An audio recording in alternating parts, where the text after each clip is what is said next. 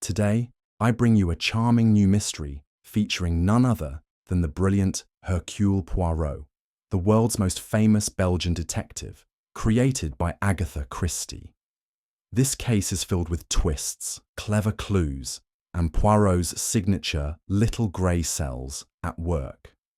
Make yourself comfortable, and let's unravel this elegant puzzle together. And if you'd like, leave a quick comment and tell me where you're joining from.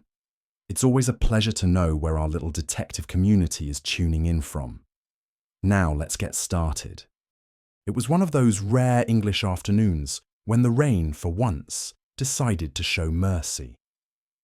The countryside inn where we found ourselves was a rather quaint establishment, a timber-framed relic with creaking floorboards, doilies on every surface, and a parlour that smelled faintly of rosewater and overboiled cabbage. Poirot, of course, had declared it charmingly rustic the moment we stepped in, though I suspected he found the decor every bit as offensive as the overstuffed scones. "There is a kind of peace here, Hastings," he murmured, stirring his tisane with exaggerated precision.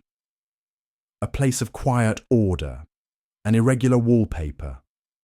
"Really, Poirot," I chuckled, "you complain about wallpaper even in the countryside." He leaned back with a sigh. "It is the small things, mon ami. The crooked painting, the mismatched armchairs.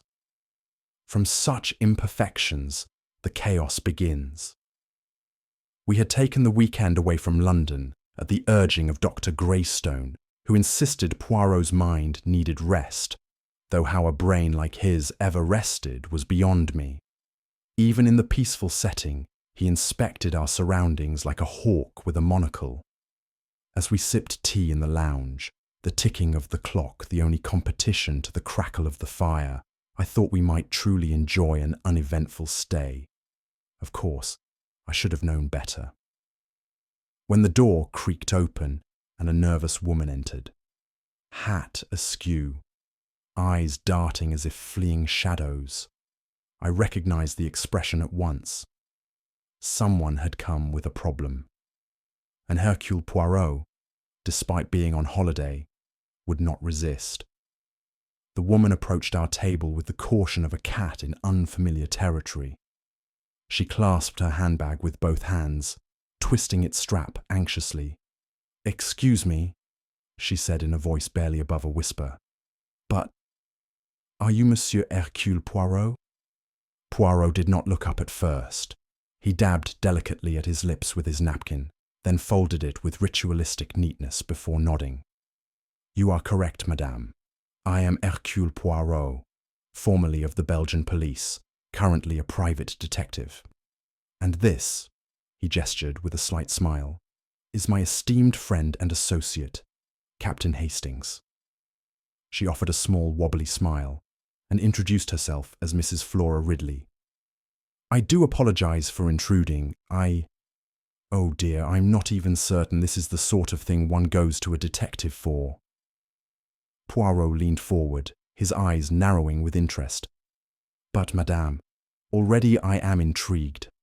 The hesitation in your voice, the way you grip your handbag, the flicker of fear in your eyes. Clearly something troubles you deeply. Please, tell me all." Mrs. Ridley sat down and glanced about the room before lowering her voice. "It's about a girl, a babysitter I hired. Nothing has happened to me, and I dare say the police didn't find anything amiss either. But it doesn't sit right with me." "Ah," Poirot said softly, "the matter of instinct. It is a powerful thing, n'est-ce pas? Continue, madame." She nodded. "3 nights ago, she came to look after my grandson. A sweet, quiet girl. But she never came back. I frowned. Ran off with a beau, perhaps?" Mrs. Ridley shook her head. "Number she left everything behind.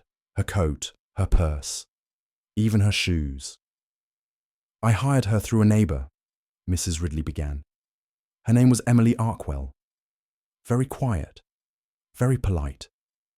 The kind of girl you hardly notice. But in a good way, you understand?" Poirot gave a nod of comprehension. Discreet, reliable, modest. Ideal qualities for someone entrusted with a child. She'd come twice before, no issues whatsoever. But that night, she trailed off, visibly struggling to explain. Something was off. Poirot steepled his fingers. What exactly occurred, madame? Be precise, s'il vous plaît. Mrs. Ridley straightened. I had a small dinner to attend in the village. I left Emily at 6:30. My grandson, George, is 3. He'd already had his supper and was nearly ready for bed. You returned when? Just before midnight. There was no sign of her. The front door was locked from the inside. The boy was sound asleep, and her things, her purse, her coat, all in the hallway, untouched. Poirot's brow arched. And the window? All closed. Well, except the one in the nursery. That one was cracked open, but I assumed she'd opened it to air the room. No sign of struggle? None. The house was exactly as I left it, except she was gone. Poirot sat back, tapping a finger against his lip. And what did the police say? They assumed she ran off. No note, no sign of foul play.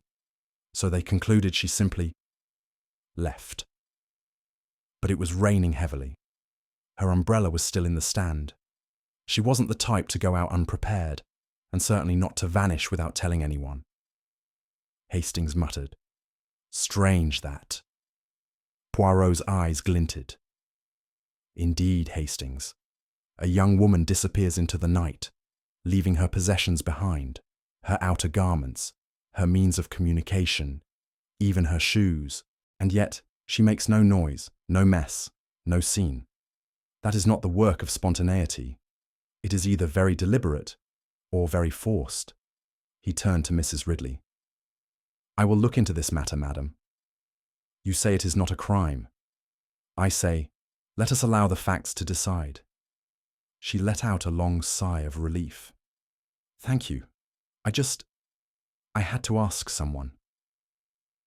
As she left the room, Poirot reached for his teacup, swirling the remaining liquid as if it might hold answers. She vanished, he said quietly, but not without reason. And reason, Hastings, is always discoverable to the mind that seeks it.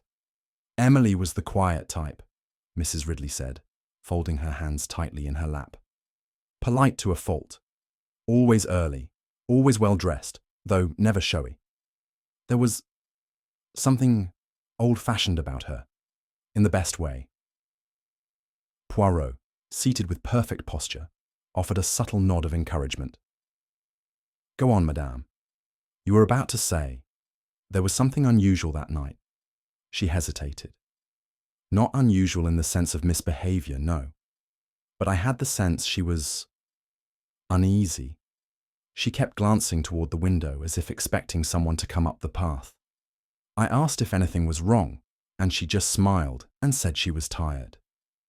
Poirot steepled his fingers. A vague answer. Often, madam, such vagueness conceals not the truth, but the fear of it. Mrs. Ridley's face grew pinched. You think she was afraid? I think, said Poirot gently, that she may have had reason to be. She looked toward the rain-laced window. It was a dreadful storm, sheets of rain, thunder that shook the chimney. No one would have gone out that night voluntarily, not even for mischief. Yet the police said she simply ran off, I added. They found no other explanation, she replied. But I knew, the moment I stepped into the house, that something was wrong.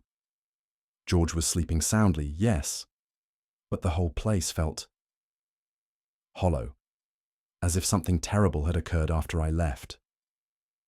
Poirot leaned forward. It is not only the facts that matter, madame, but how they are felt by those involved. What you describe is not a girl who fled, but one who vanished unwillingly. And that, he tapped his temple, is a puzzle of character, which, I dare say, interests me greatly. I could see it plainly, the unmistakable gleam in Poirot's eye. That particular shine of interest, which meant any thoughts of a restful countryside weekend had vanished along with Miss Emily Arkwell. "Poirot," I said cautiously, "you're not seriously thinking of getting involved. This might be no more than a silly village drama." "Ah, mon ami," he replied with a flourish of his napkin. "But life is made of dramas both great and small. And this one, how curious it is." He stood, smoothing his waistcoat. "A young woman, cautious by nature, disappears in the middle of a storm, leaving her possessions, including her shoes, behind. That is not the action of impulse. Non, non. It is deliberate, or it is desperate. And both deserve to be understood." "You're assuming something sinister," I said. "I assume nothing," he corrected. "I observe, I ask questions, and I detect." Mrs. Ridley handed him a small folded piece of paper. "This is her address. She was lodging in the village, at Mrs. Buttrick's house. Perhaps someone there knows more." Poirot bowed. "Merci, madame. Leave it to Hercule Poirot. The truth, however discreetly it hides, will be found." And with that, our weekend of rest became a weekend of mystery. The Ridley estate stood at the edge of the village like an aging monarch, stately, but no longer regal. Its once pristine stone walls were veined with ivy and weather stains, and the wrought iron gate let out a groan as we passed through, as though protesting the arrival of strangers. Poirot, walking beside me with his hands neatly clasped behind his back, surveyed the house with that curious expression he reserved for unsolved puzzles and badly arranged silverware. "Ah, Hastings," he said softly, "you see the decay. It is not just in the bricks, but in the air. There is a tiredness about this place, an unhappiness. To me, it just looks like an old house that could use a good coat of paint. And sometimes that is all it is. But here," he tapped his temple, "here I feel something heavier, a weight that presses down, like guilt wearing a velvet glove." We were greeted at the door by the housekeeper, a tall, angular woman named Miss Cray, who eyed us with a curiosity bordering on disapproval. She led us through a narrow hallway lined with dusty portraits to a dim drawing room where Mrs. Ridley sat awaiting us. "I've informed Andrew you're here," she said, seating us with the stiffness of someone unused to hosting visitors. "He'll be down shortly." Poirot glanced around the room, noting the slight misalignment of the armchair cushions and the dark stain beneath the side table. "Your home is very evocative, madame," he said, which I knew from experience could mean anything from charming to suspicious. Before long, footsteps echoed down the staircase. Slow, deliberate. A man entered, tall and sharp-featured, with the look of someone who once commanded attention but now preferred to avoid it. "Andrew Ridley," he said. "So you're the detective. Come to stir up trouble in a house that's had quite enough of it already." Poirot rose and gave a gentle bow. "Non, monsieur. I have come only to find the truth. Trouble I leave to others." And with that, the investigation truly began. If ever a house could speak, the Ridley estate might have whispered tales behind every curtain and in every creaking floorboard. And as Poirot began his polite but pointed interviews, it became evident that the truth was buried beneath layers of old wounds and carefully curated lies. First, there was Andrew Ridley, the late Mrs. Ridley's son and widower of a woman I gathered had died under vague and unfortunate circumstances years prior. He struck me as a man perpetually bracing for accusation, even if none had yet arrived. "She was just a babysitter," he said dismissively. "Quiet, did her job. I barely spoke to her. If she ran off, I'm not surprised. That sort of girl always wants something more than they're given." "And yet," Poirot replied softly, "she did not take even her purse, nor her coat, not even her shoes. She vanished barefoot into the night, monsieur. That is unusual." Andrew offered a cold smile. Then perhaps she was more unusual than we realized. Next came Miss Daphne Cray, the housekeeper and former governess to young George. She was a thin, tightly strung woman, perhaps in her late 30s, with a pinched mouth and eyes that flickered with nervous energy. I didn't care for her, Miss Cray admitted without hesitation. Emily was too quiet. You know the type. Always watching, always listening. She made the child uneasy. Poirot tilted his head. Did the child say so, mademoiselle? No, she admitted after a beat, but children sense things. Poirot smiled faintly. As do housekeepers. Then there was Mrs. Edith Plumley, the neighbour who had first introduced Emily to the Ridleys, a busybody of the highest order, with cheeks like apples and a voice like dry twigs snapping. She came from London, I believe, she said confidentially.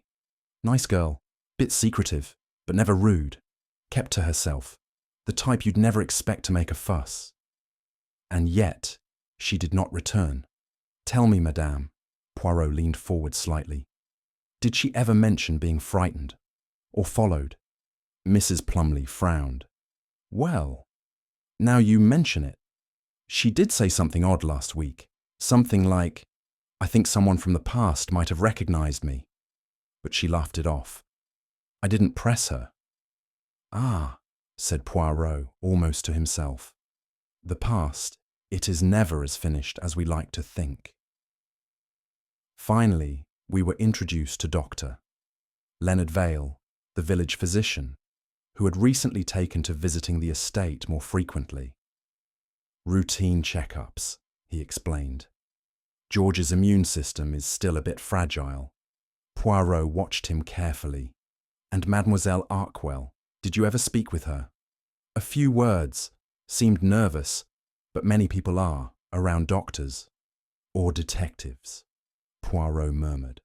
The doctor gave a tight smile. Touché. By the time we returned to the drawing room, I felt like I'd stepped into a stage play full of characters, each hiding a page of the script. Poirot, however, looked satisfied. Everyone has spoken, he said, but not one has told us the truth, not yet. That, Hastings, is most revealing indeed. It was a curious feeling, stepping into the nursery where Emily Arkwell had last been seen. One expects such a room to feel warm, safe, filled with the soft scent of powder and the echoes of lullabies. But here there was a kind of quiet unease that hung in the air like forgotten perfume. Poirot moved slowly, taking in every detail with his usual painstaking thoroughness. He touched nothing, but observed everything. The rocking chair, he said at once. It has been moved. I blinked. What makes you say that? He pointed to the polished floorboards. There, beneath the legs, the dust is undisturbed. The chair was not here 3 nights ago. It was placed here later. Why? Perhaps someone sat there after she left. Or perhaps someone wanted it to seem that she sat here, Poirot replied softly. A subtle difference, mon ami, but one of great importance. He moved to the window, still slightly ajar, though it was chilly outside. He pressed 2 fingers against the frame, inspecting it for prints or scratches. She was a cautious girl. Mrs. Ridley told us so. Would she leave a nursery window open in a storm, with a child inside? Maybe to let in some air? Poirot made a sound of disapproval. It rained heavily that night. The curtains are dry. Yet this window is open, which means it was opened after the storm had passed. He turned toward the crib. Young George was not in the room. He was, I assumed, out with the housekeeper or nurse, but the bed had clearly been slept in. The blankets were slightly tousled, a stuffed rabbit toppled over at the foot. Poirot crouched beside it, then stood again, brushing invisible dust from his knees. There is something theatrical here, Hastings, as if a scene was staged, not for a child, but for those who would later find the room. I shivered. though the fireplace in the hallway was still glowing. He paused at the door, glancing back one last time. "She did not vanish from here by chance," he said softly. "Someone wished it to appear simple. But simplicity, when forced, is the most suspicious thing of all." Emily's lodgings were a modest cottage on the southern edge of the village, with ivy clinging to its stone facade and flower pots arranged in precarious clusters on the front step. Inside, it smelled faintly of lavender and furniture polish. Mrs. Buttrick, a woman of ample proportions and no shortage of opinions, welcomed us with a curious blend of suspicion and pride. "You'll be wanting to look in her room, I suppose," she said, leading us down a narrow hallway with a limp carpet. "Hasn't been touched since she went missing. Never did like that girl being involved with the Ridleys. Too much drama in that house." Poirot raised a brow. "She did not mention any concern to you?" "She kept to herself mostly, but she wasn't happy the last week. Something had her spooked." "Spooked?" Mrs. Buttrick leaned on the stair rail. "I found her crying on the back step 2 nights before she vanished. Said someone had been following her. When I asked who, she just shook her head and said, 'Maybe it's someone who knows me.' That's what she said. I thought it was nonsense." Poirot looked thoughtful. Perhaps it was not. She opened the door to a small bedroom at the end of the corridor. It was neat, almost excessively so. Everything in its place. Books arranged by size, shoes aligned perfectly beneath the bed, a handbag hanging on the door hook. Poirot wandered in, inspecting without touching. He paused before a small writing desk, on which sat a framed photograph of a smiling child, George Ridley. "She seemed fond of the boy," Mrs. Buttrick said. "Talked about him often. Said he reminded her of her little brother." "She had a brother?" No, not really. Just something she said. I think she meant someone from her past." Poirot nodded slowly, fingers tapping against his lips. "She was nervous, Monsieur Poirot, and I think she knew something was coming." As we left, Poirot turned to me. "When one lives in hiding, Hastings, the past is not just memory, it is danger waiting to reappear. And I believe for Mademoiselle Arkwell it already had." We returned to the inn later that afternoon, and Poirot, after 2 cups of lukewarm tea and a silence I dared not interrupt, announced, quite without warning, "She was not Emily Arkwell." I looked up. "What?" He tapped the corner of a folded document he had procured from the local constable earlier that day. "Her real name was Margaret Earnshaw, changed by arrangement of the authorities 2 years ago. She was the key witness in a robbery trial, a very dangerous trial, and she vanished into witness protection soon after." "But what was she doing here? Babysitting for country families?" Poirot gave a tight smile. "What better place to hide than among the dull and uneventful? But unfortunately, Hastings, the past is not always content to remain buried. According to the case files, Margaret, alias Emily, had once worked as a clerk at a financial firm in London. When she uncovered a money laundering scheme run by a colleague, she turned state's witness. Her testimony had helped dismantle a notorious counterfeiting ring. But there had been threats, serious ones. The man she helped convict was known for ruthless associates. And you think one of them found her?" Poirot shrugged lightly. "I think someone recognized her, and from that moment the noose began to tighten. The fear Mrs. Buttrick described, it was not of shadows. It was of someone real, someone close." He leaned forward. "And that someone, Hastings, is connected to the Ridley household. The question is, who?"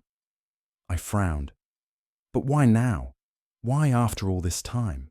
"Because secrets ferment. They do not fade." Poirot rose and adjusted his cuffs. "And now that we know who she truly was, the motives for her disappearance multiply."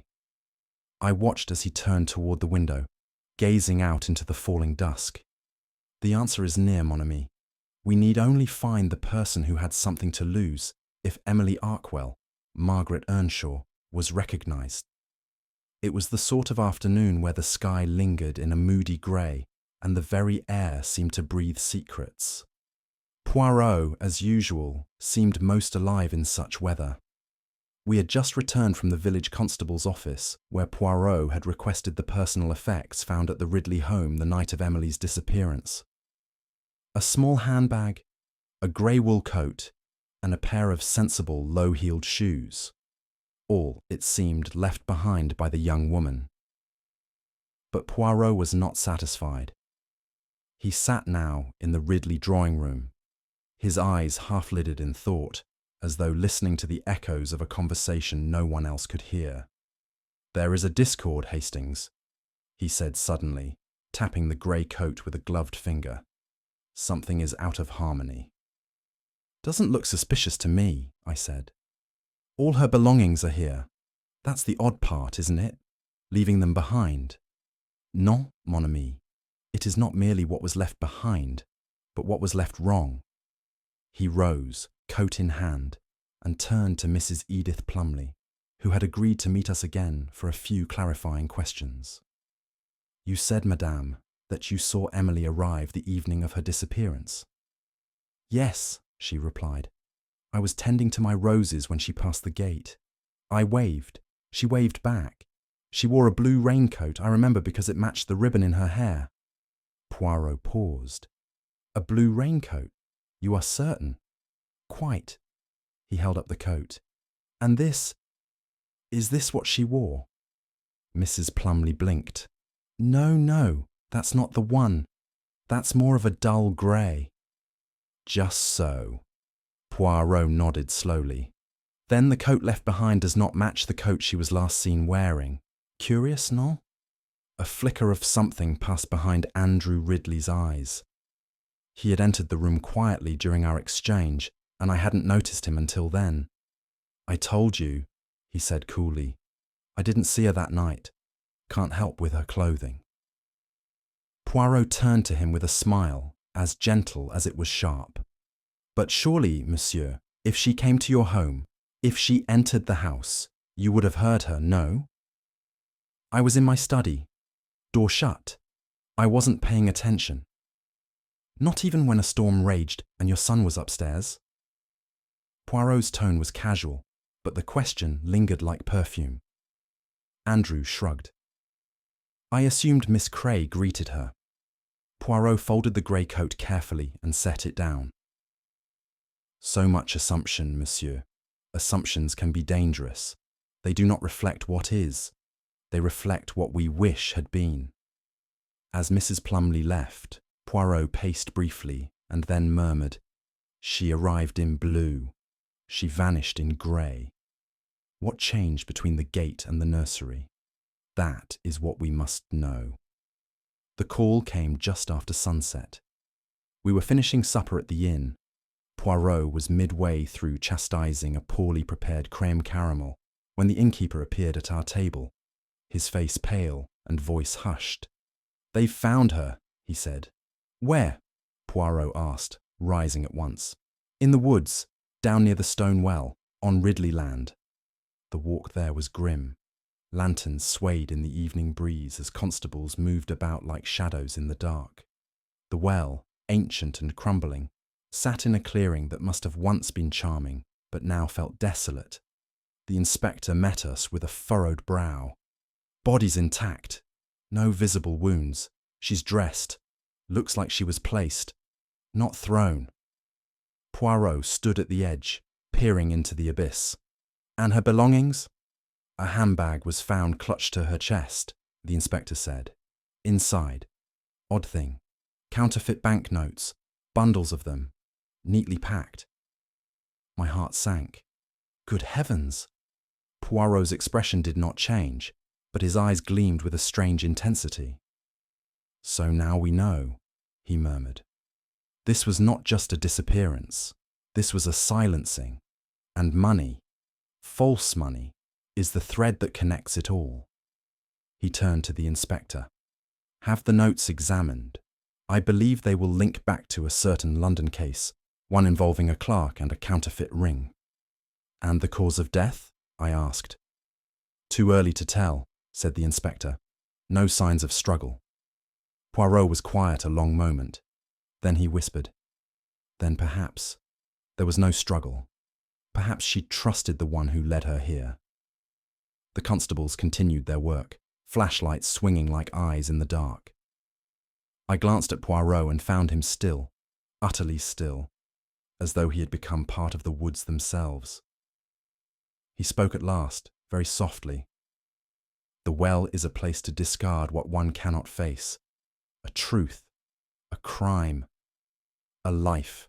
Then he turned and began walking back toward the path, his voice trailing behind him like a ribbon in the wind. Come, Hastings. The case is no longer about the missing. It is now about the murdered. If there is one thing I've come to understand in all my time with Poirot, it is that the little Belgian preferred the drawing room to the crime scene, the conversation to the chase. While I might have felt the need to pace the forest path where the girl was found, or question every passerby in the village, Poirot, of course, did nothing of the sort. Instead, he arranged a series of private interviews in the Ridley drawing room. Not formal interrogations, mind you, but quiet discussions. Tea served on a polished tray, as if the very heart of the mystery might casually unfold over biscuits and careful observation. It is the mind, Hastings, he said, that leaves the clearest trail, not the muddy boot or the broken latch. The first to arrive was Miss Daphne Cray, composed yet coiled tightly beneath her austere black blouse. Poirot greeted her with such charm that even she relaxed for a moment. You were the one to put George to bed the night after Emily vanished? Poirot asked lightly. I was, she said. He was restless. I told him she was ill. A comforting lie, sometimes necessary, Poirot mused. And how did you feel about Emily? Truly, mademoiselle. Her lip twitched. She was efficient, but she didn't belong here. Poirot gave no reply, only nodded, as if that alone confirmed something he suspected. Next was Doctor. Leonard Vale, arms crossed, tone clipped. Emily was frightened, he admitted. But she wouldn't tell me why. And you did not press her? I'm not in the business of emotional entanglement. Non, Poirot said quietly. But you are in the business of noticing symptoms. And fear. It leaves a trace. The doctor stiffened. Poirot merely thanked him and called for the next. Each suspect left a trail behind them, not in fingerprints or footprints, but in hesitation, in anger too quickly suppressed, in stories rehearsed too perfectly. And as the last interview ended, Poirot leaned back in his chair, steepled his fingers, and said, We are no longer looking for who had the opportunity, Hastings. We are looking for who had the fear, because whoever feared Emily killed her. Of all those in the household, Mrs. Edith Plumley seemed, on the surface, the least likely to hold secrets. She had that air of village permanency, like a pew in the church or the smell of damp wool in winter. But when Poirot asked to speak to her alone, she hesitated. That in itself was revealing. She sat across from us, nervously folding her gloves in her lap, her eyes darting toward the window. Mrs. Plumley, Poirot began with gentle precision. You were the one to recommend Emily to the Ridley family, were you not? Yes, she said quickly. She needed the work, and the boy needed a sitter. It seemed a fair arrangement. And how did you come to know Emily? She answered an advertisement I'd posted for help in my garden. She was polite, reserved, but capable. Did she ever speak of London? That caught her. A flicker, not long, but noticeable. She said she used to live there, that it hadn't suited her. Poirot nodded slowly, then steered the conversation sideways. And you, madame, have you always lived in this village? Mrs. Plumley's smile faltered. Nearly 30 years. But not always, she gave a tight shrug. I was born in Kent. Moved here after I married. And before that? He pressed softly. She looked away. It was a long time ago. There was a silence. Then she added, "It has nothing to do with this." Poirot didn't argue. He only smiled faintly. "Perhaps not. But the past, madame, it does not remain buried merely because we no longer speak of it." She stood abruptly. "I've told you all I know." Poirot let her go. I turned to him. "What do you think she's hiding?" "A mistake, Hastings. A foolish one. Perhaps criminal, perhaps not. But shame. It leaves its own signature, and she carries it even now." "You think she's involved?" He paused. "I think she knows more than she dares admit. Whether it is guilt or fear that keeps her silent, we must find out." And then, with an expression I'd seen often, a blend of pity and calculation, he added softly, "She is not the murderer, but she is part of the pattern, and every pattern, mon ami, tells a story." It was just after lunch, and Poirot had summoned Miss Daphne Cray back into the drawing room, her second visit in 2 days. She entered with her chin raised, her dark eyes defiant. But there was something brittle in her poise, something that had begun to splinter. Poirot offered her a seat and gestured gently toward the tea tray. "You will join us for a cup, mademoiselle?" "I'd prefer to get this over with," she replied curtly. "As you wish." Poirot folded his hands. "You were in the house the evening Emily disappeared. You claimed she arrived, and you helped settle young George, yes?" "Yes," she said stiffly. "As I told you, she came in at 6:30. I took the boy up to bed around 7. I didn't see her after that." "And yet," Poirot said gently, "you neglected to mention hearing raised voices later in the evening." A flicker. There it was. The shift. She blinked once, then twice, and her gaze dropped to the edge of the rug. "I don't know what you mean." Poirot tilted his head. "Miss Cray, you are a woman of discretion, of routine. You hear everything in this house, do you not? Especially when someone raises their voice in the study across from the hall." I didn't want to get involved." "But you heard it," he said, no longer a question. "A man's voice, Andrew's, and the girl's, heated, urgent, perhaps frightened." She exhaled suddenly, a sound between a gasp and a sigh. Her composure crumbled like old plaster. "I heard them arguing. I don't know what it was about. He told her she was lying, that she'd tricked her way into the house. She said he was the one lying, that she'd recognized him from somewhere." "And did you intervene?" She shook her head, ashamed. "Number I went upstairs. I didn't want to know." Poirot was quiet for a moment. "Fear is powerful, mademoiselle. It makes us turn away from the things that demand our courage. But what you heard, it matters." Miss Cray looked up, eyes wide with guilt. "I thought maybe she'd left after that. I wanted to believe it." "But deep down," Poirot said softly, "you knew she had not." Her voice broke. "Yes." And with that, the mask Miss Cray had so carefully worn fell away completely, revealing not guilt of action, but guilt of silence. By the time Poirot next requested Andrew Ridley's company, the man had become noticeably colder. He entered the room with the tight-lipped expression of someone who knew the hounds were circling. "Back again, Monsieur Poirot," he said, settling into a chair without invitation. "Oui," Poirot said calmly, "because the truth, she is nearly here. She only needs a final nudge." Andrew scoffed. "If you're here to rehash my whereabouts, I've told you already. I was in my study, reading, alone." Poirot gave a small, disappointed shrug. "Ah, monsieur, the study, where no one saw you and you saw no one. A sanctuary of silence, no. It's the truth, except of course for the groom." Andrew stiffened. "What groom?" Poirot leaned forward. "The one who stables the Ridley horses. a quiet man with a fondness for evening walks to the back paddock. That evening, he saw a figure crossing the yard.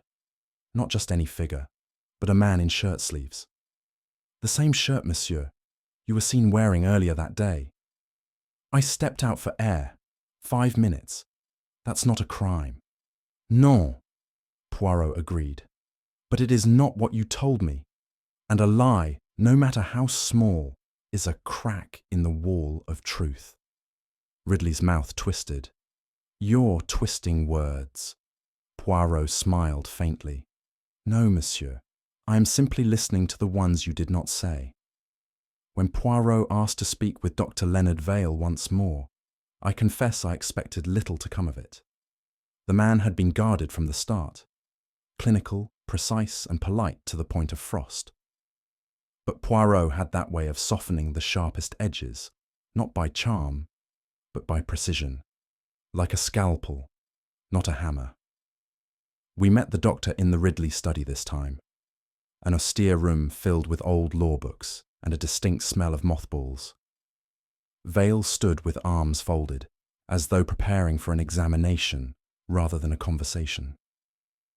You wish to see me again? He said coolly. Oui, Poirot replied. Just one or two matters to clarify. You said you spoke with Mademoiselle Arkwell several times. Briefly, Vale said. We exchanged pleasantries. She seemed polite, though nervous. Nervous, or frightened. He hesitated. Frightened, perhaps. She didn't say why. Poirot leaned in. But you knew, did you not, Doctor, that she was not truly Emily Arkwell? That she had once lived under another name in London? Vale flinched just slightly. I suspected it. Ah, a suspicion. And did you share it with anyone? No. And yet you recognized her from a case involving witness protection, did you not? His jaw clenched. I wasn't involved directly, but I heard about the case. Margaret Earnshaw. I'd seen a photo during a medical tribunal.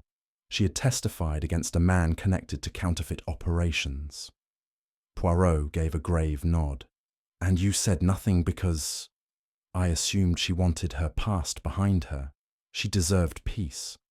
Peace, Doctor, yes, but peace is not always safe. I had no motive to harm her, Poirot.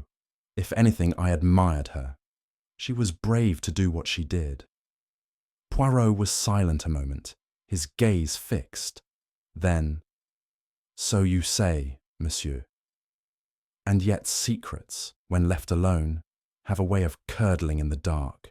Vale said nothing more. As we exited, I turned to Poirot. Do you believe him? Poirot's reply was quiet. I believe he knows what he knows, but what he does not say may prove more revealing still.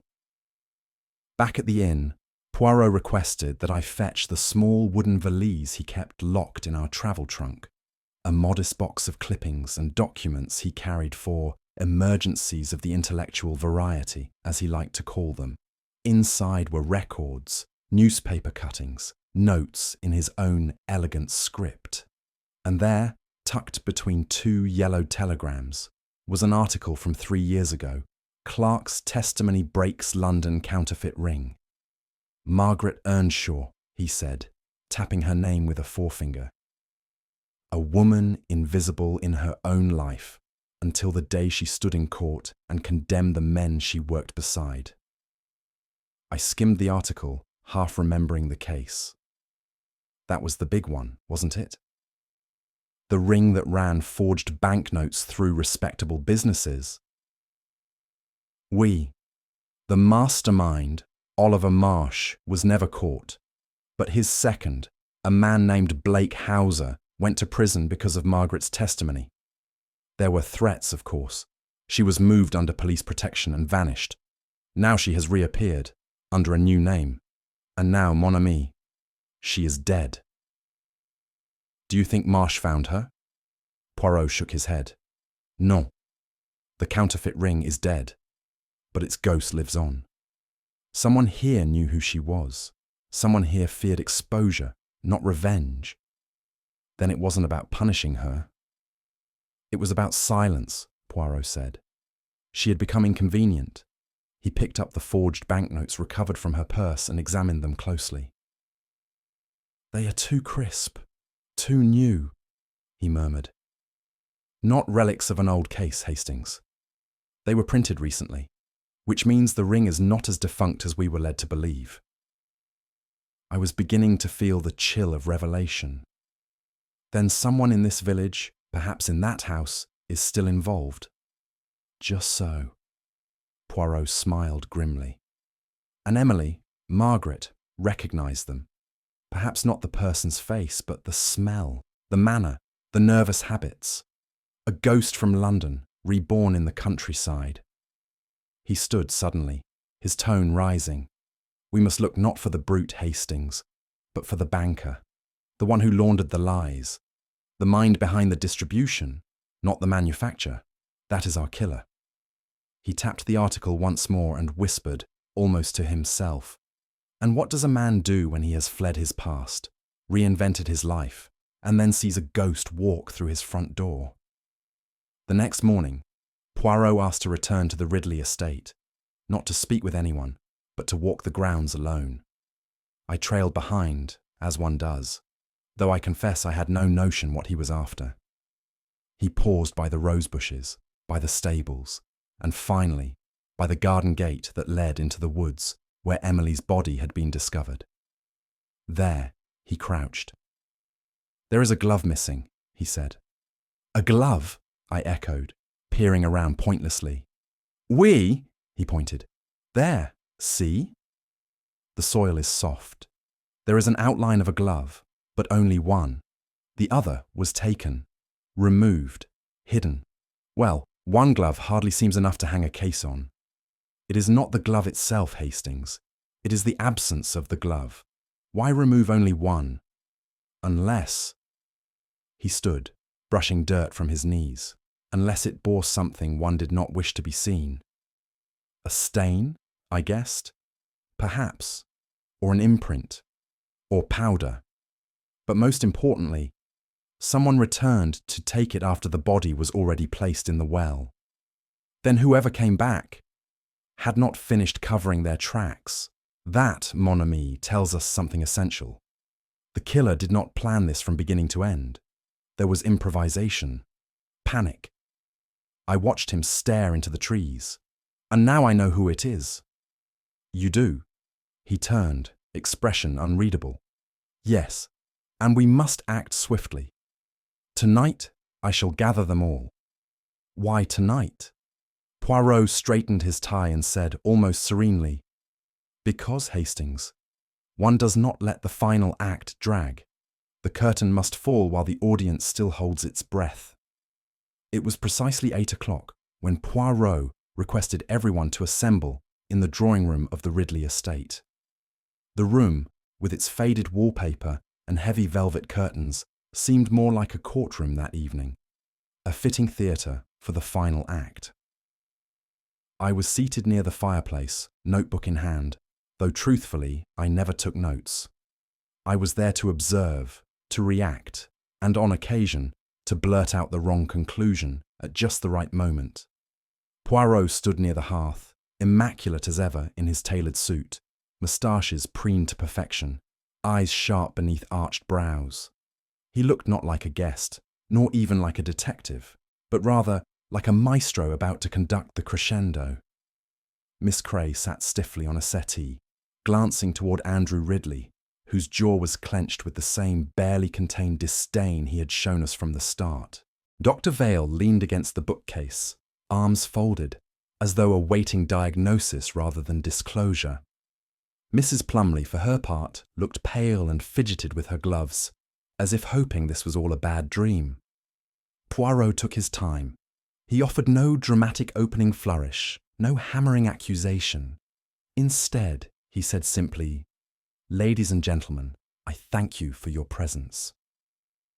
The time has come, as it always must, when the fog of confusion is lifted, and we see the crime for what it is, not as it was made to appear, but as it truly occurred." A stillness fell across the room. Even the wind beyond the window seemed to still in anticipation. Poirot's eyes moved from face to face. We are gathered here not because of what Emily Arkwell was, but because of what she knew. And someone in this room feared that knowledge more than anything else. He paused. Let us now separate the innocent from the guilty. Let us strip away the lies, the pretense, the convenient memories. And as always, let us begin with the shadows. Poirot turned first to Mrs. Plumley, who had gone pale as cream. Madame, he began gently, there was a time when I wondered about you. You knew Emily. You recommended her. You failed to tell us you once had a youthful brush with the law in Kent. A small incident, perhaps, but enough to make one wish the past to remain buried. Mrs. Plumley's lips trembled. It was nothing. I stole a bracelet when I was 17. I gave it back. Indeed. And your shame has weighed more heavily on you than the crime itself ever did. But I do not believe you harmed Emily.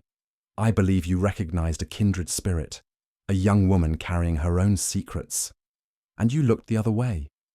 She gave a faint, grateful nod. Poirot turned next to Miss Cray. Ah, mademoiselle, yours is the jealousy that poisons slowly.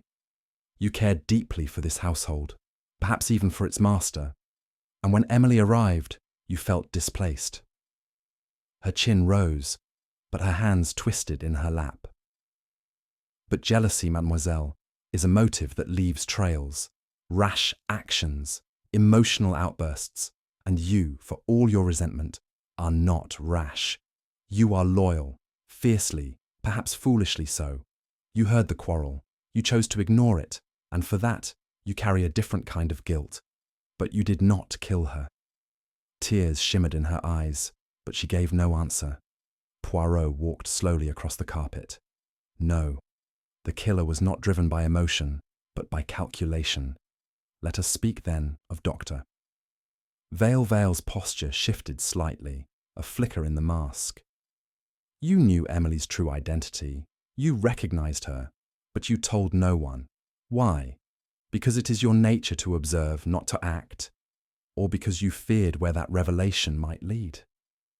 I had no reason to harm her, Vale said tightly. I barely knew her. And yet, monsieur, knowledge itself is a reason, if what she knew could lead to ruin. Poirot stepped closer, then stopped abruptly. But no, he said, you are not the killer either. You are many things, Doctor, cautious, evasive, but not violent. You preserved her secret, perhaps to protect her, or perhaps yourself. But you did not push her into that well. The air in the room thickened. Poirot turned slowly, his voice dropping lower. No, the killer is the one who wore another face, another name. The one who could not afford to let Margaret Earnshaw speak, not because of who she was, but because she remembered him. And with that, Poirot turned toward Andrew Ridley, whose face had gone deathly still. Andrew Ridley did not speak. He sat motionless in his armchair, his knuckles white against the worn arms of the seat, as if he could will the moment to pass. Poirot, however, was not a man to leave things unfinished. Monsieur Ridley, or should I say, Stephen Marsh. The name struck the room like a stone in still water. Miss Cray gasped. Mrs. Plumley put a hand to her mouth. Only Dr. Vale's brow furrowed in silent recognition. Yes, Poirot continued softly, Stephen Marsh, once the financial partner of Blake Hauser. Your name appeared only once in the court documents, buried in the transcripts. You disappeared just before the trial. Clever, convenient. You left London, took your late wife's maiden name, Ridley, and settled in the countryside. Reputable, respectable, invisible.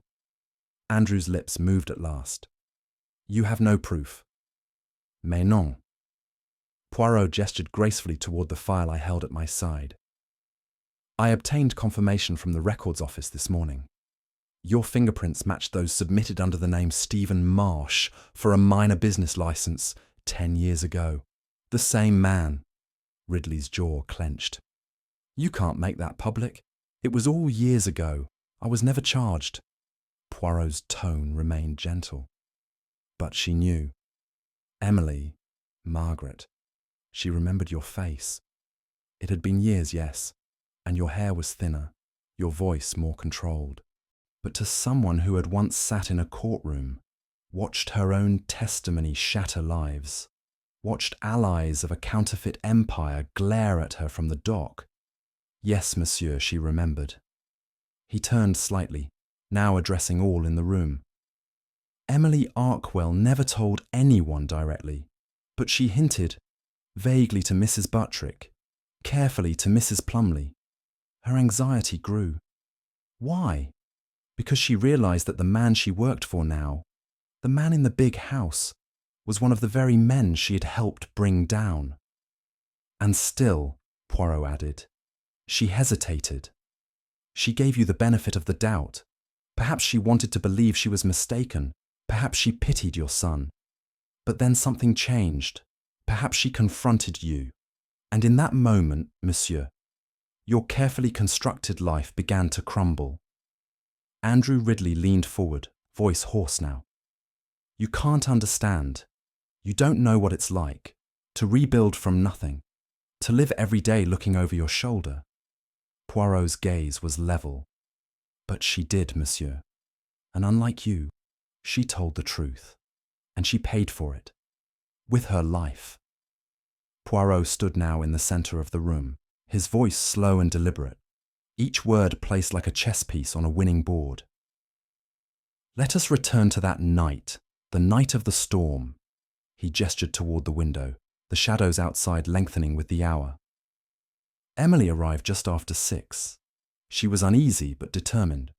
Perhaps she had resolved to confront you that very evening, having confirmed her suspicions. You were in your study, not reading as you claimed, but watching, waiting. You knew she recognized you. She must have said something, a name, a word, a glance too long, and you panicked. Andrew's breathing was shallow now. No one spoke. You asked to speak with her privately. Perhaps you suggested a word in the study. She agreed. Why would she refuse? She was still unsure, still weighing what to do. And then, inside that room, Poirot paused. She told you she would go to the police. He turned to Miss Cray, his voice soft. And you, mademoiselle, you heard the voices, raised, angry, a man's voice in fear, not fury, hers in alarm. Poirot looked again at Andrew. You did not intend to kill her, but she had the power to destroy everything. Your job, your name, your child's security. You grabbed the first object at hand, a heavy crystal paperweight. It was meant only to frighten her. You shouted, you gestured, and then, he paused.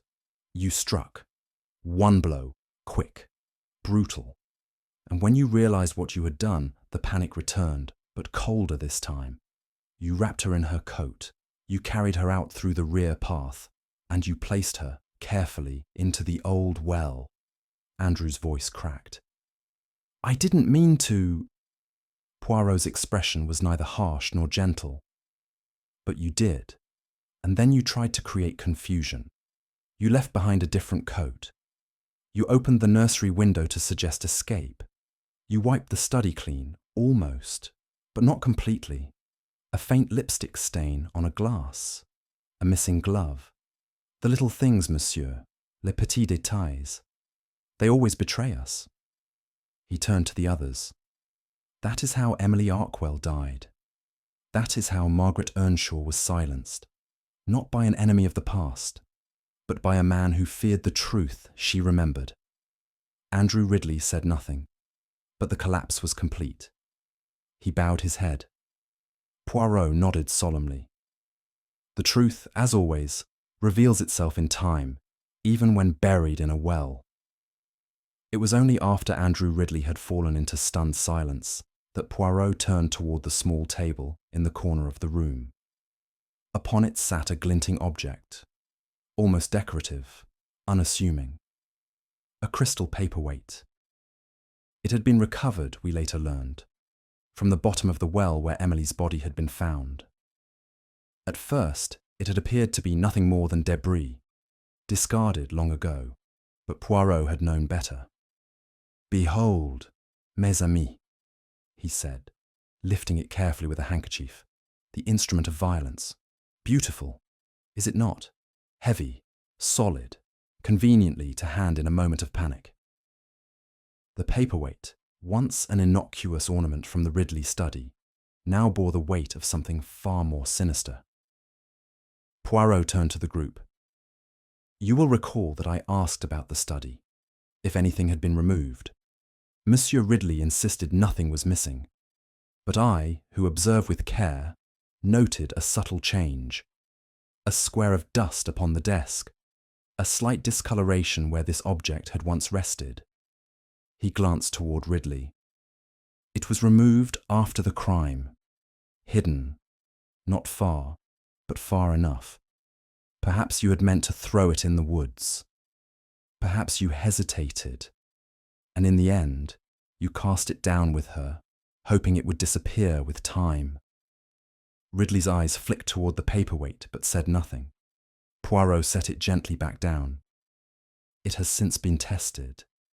And yes, it bears blood traces consistent with the wound found on Mademoiselle's head. A single blow. Not savage, not premeditated, but fatal nonetheless. That is the nature of such things, no? One act of fear, and a life is ended." I found myself staring at the object, mesmerized. Something so ordinary, a fixture on a desk, and yet capable of so much destruction. Poirot dusted his hands and added almost gently, "One does not need a pistol or a knife to kill. Sometimes, all it takes is the closest object, in the wrong hands, at the wrong moment." Though the room had quieted, Poirot had not yet finished. He now turned to the final details, those small, subtle inconsistencies that had, in truth, broken the case wide open. "And now let us speak of the nursery," he said, pacing slowly. "It was locked, was it not, when Mrs. Ridley returned? The key was found on the dresser." He turned to Miss Cray. "Who placed it there? Not you, not Mrs. Ridley, not the boy. Only one person, Emily. She locked the door from inside to protect the child. Because she feared someone, because she knew, perhaps, that if something happened to her, the child would remain untouched." A hush fell. Poirot nodded gravely.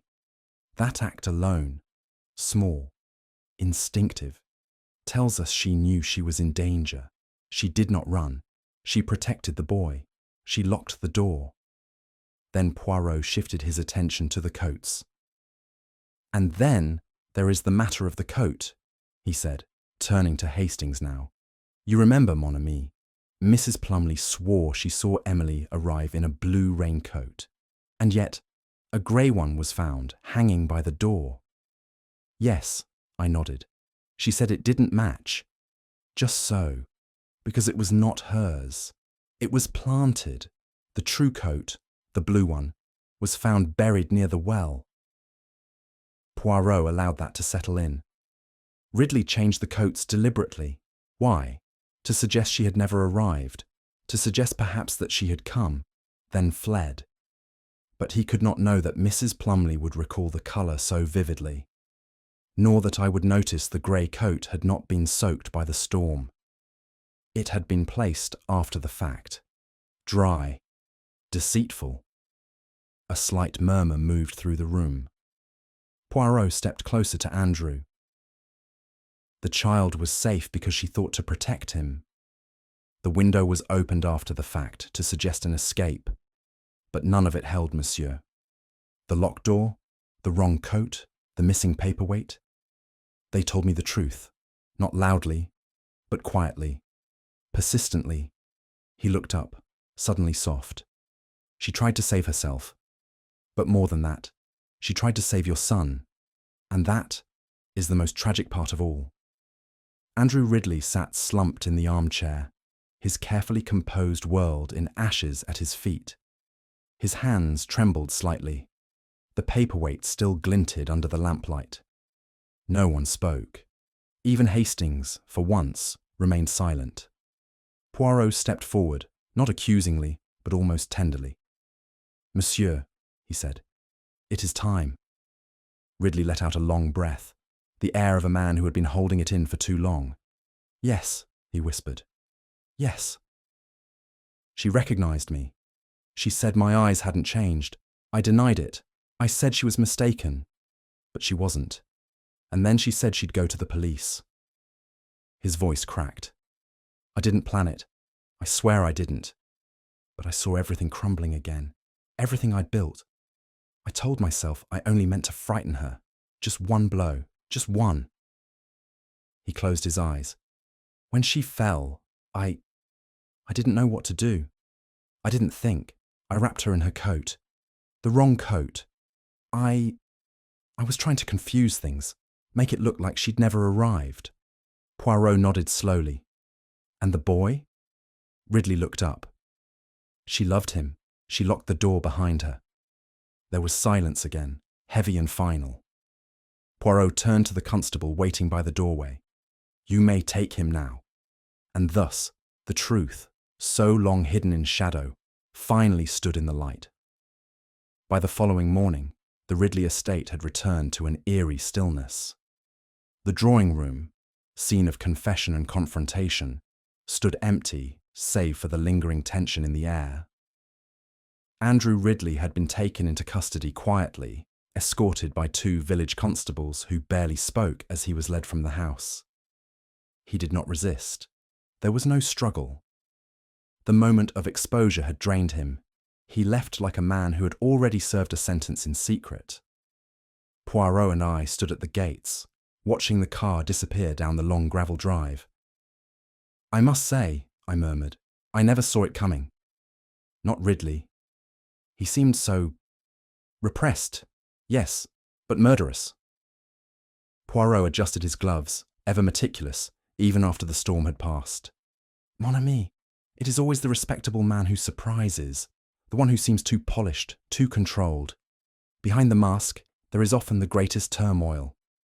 Later, at the local constabulary, the counterfeit money recovered from Emily's purse was matched to the same printing style and paper blend used in a case Poirot had investigated years ago, the infamous Marshhauser ring. And Monsieur Ridley, Poirot told the inspector, was once known as Stephen Marsh. A silent partner, a clever one, never officially charged, but always suspected. "Until she saw him again," I added, "until Emily recognized him." "Just so." Poirot nodded. "She was not the criminal. She was the consequence." The Ridley household fell into stunned retreat. Miss Cray resigned her post quietly and left the village within the week. Dr. Vale returned to his practice, though I suspected he would not so easily forget what he had seen. As for Mrs. Plumley, her roses never quite recovered that spring, though she insisted the weather was to blame. And Emily, Margaret, was buried under her true name, not as a governess, but as a witness, a protector, and in the end, a victim of a truth too heavy for one man to bear. Poirot stood at the graveside with his hat in hand. "She was brave, Hastings," he said softly, "and alone. But now, at least, she is known." Later that afternoon, as we returned to the inn for tea, a ritual I was beginning to suspect Poirot enjoyed more for its symmetry than its refreshment, I finally asked him what had been nagging at me all along. "Tell me, Poirot, when did you know? Was it the missing paperweight, the fake coat, the forged money?" He smiled over the rim of his cup. "Non, non, non. These were pieces of the puzzle, yes, but they came later. The true beginning, Hastings, was much simpler, much smaller." "Smaller?" I echoed. "Always. The little things, the gestures, the silence, the fear." He leaned back, folding his hands across his waistcoat.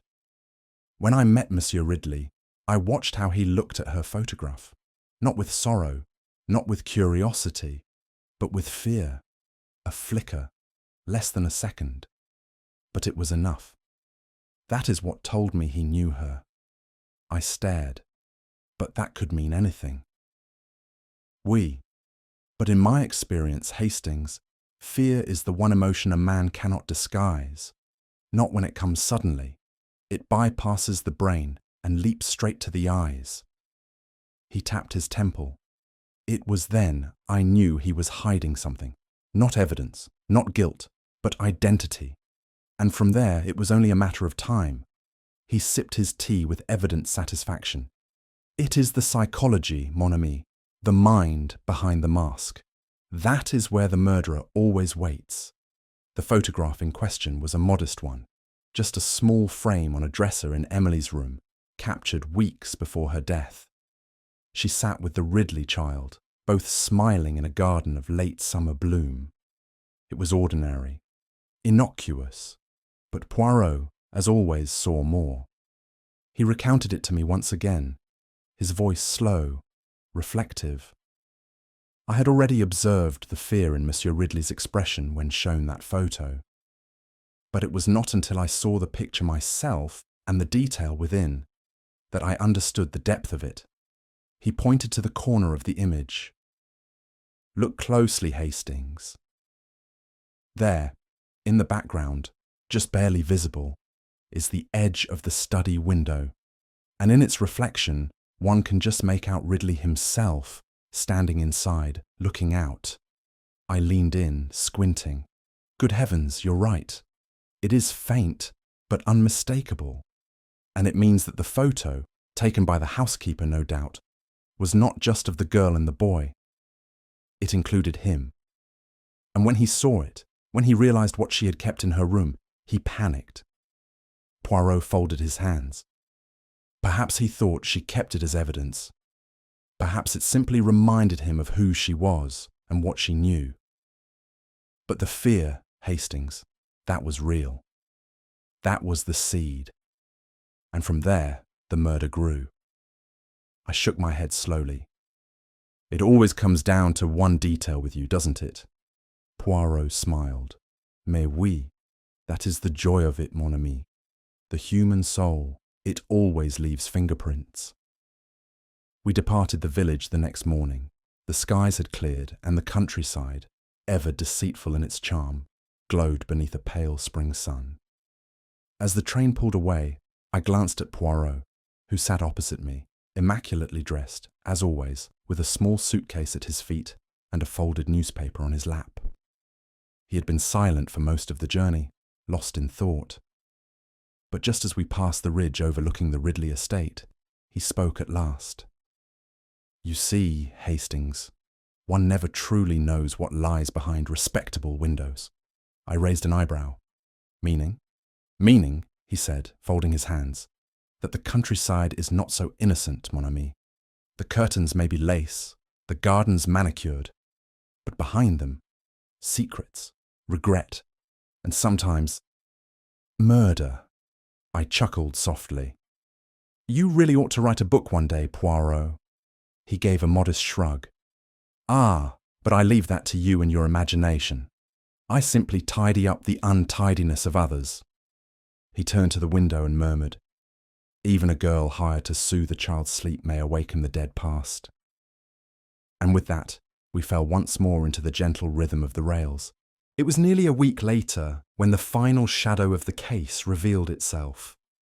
A package arrived at our London flat, forwarded from the inn in the village.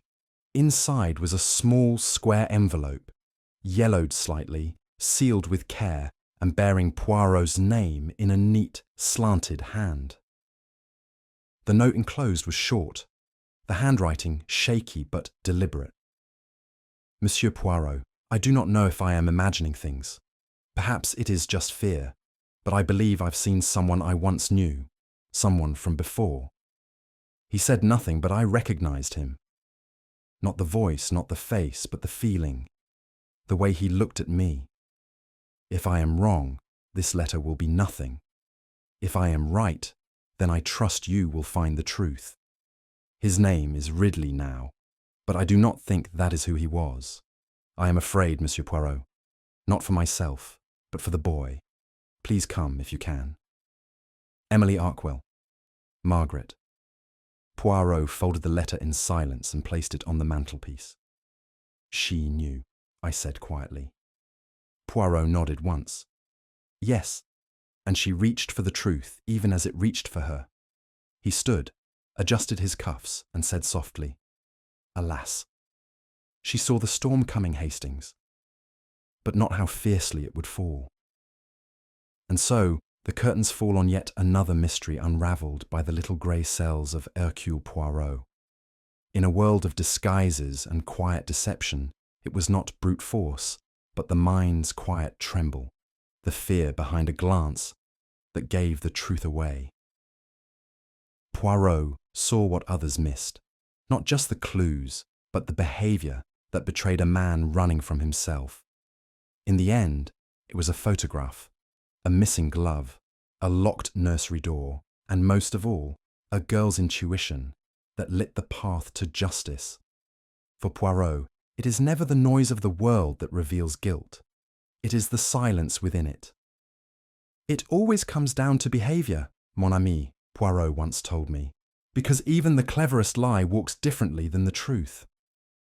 To which I replied, well, next time someone stares too long at a photo, I'll be sure to report them to the police. He didn't laugh, but I still think I had a point. What do you think was the single biggest clue that exposed Andrew Ridley's guilt?